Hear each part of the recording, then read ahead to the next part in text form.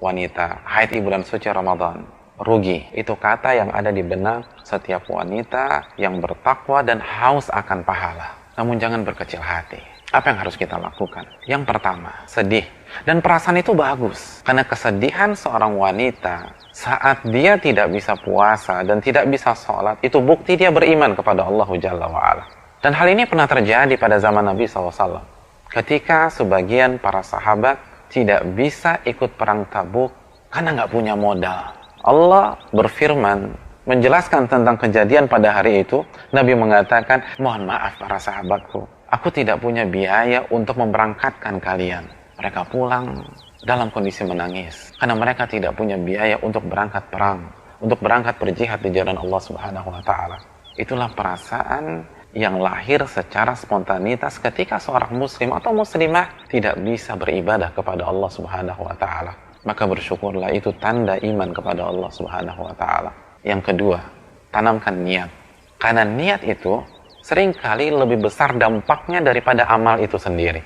Barang siapa dari wanita yang bertekad, berniat untuk berpuasa sebulan penuh di Ramadan, untuk taraweh 30 hari atau 29 hari di Ramadan, untuk selalu mengerjakan sholat wajib, maka ketika dia kedatangan menstruasinya atau haidnya, dia tetap mendapatkan pahala ibadah-ibadah tersebut.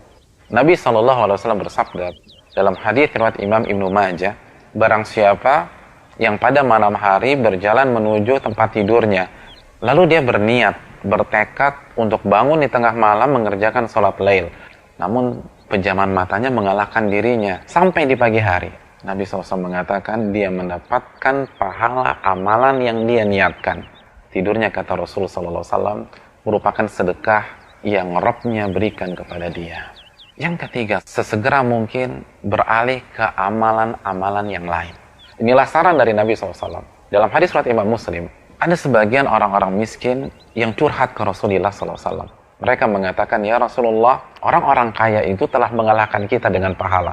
Mereka sholat sebagaimana kami sholat. Mereka berpuasa sebagaimana kami orang miskin berpuasa. Namun mereka bisa bersedekah dengan kelebihan harta mereka. Sedangkan kita nggak bisa bersedekah karena kita orang miskin. Nabi mengatakan, bukankah Allah sudah membuka kesempatan-kesempatan lain agar kalian juga bisa bersedekah? Sesungguhnya setiap tasbih itu sedekah. Dan setiap takbir itu sedekah. Dan setiap tahmid adalah sedekah. Dan melakukan amar ma'ruf itu sedekah. Dan mencegah kemungkaran itu sedekah. Dan ketika Anda berhubungan dengan istri Anda dengan niat melampiaskan syahwat di jalan yang halal, itu pun juga sedekah.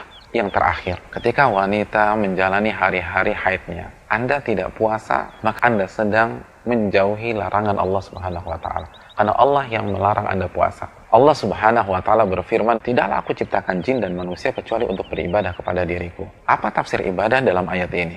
Al-Imam Mujahid menjelaskan, jadi ibadah itu mengerjakan perintah dan menjauhi larangan. Oleh karena itu, wanita yang haid pada saat dia tidak berpuasa, dia tidak sholat, dia sedang beribadah kepada Allah. Maka isi hari-hari tersebut adalah pahala, pahala, pahala.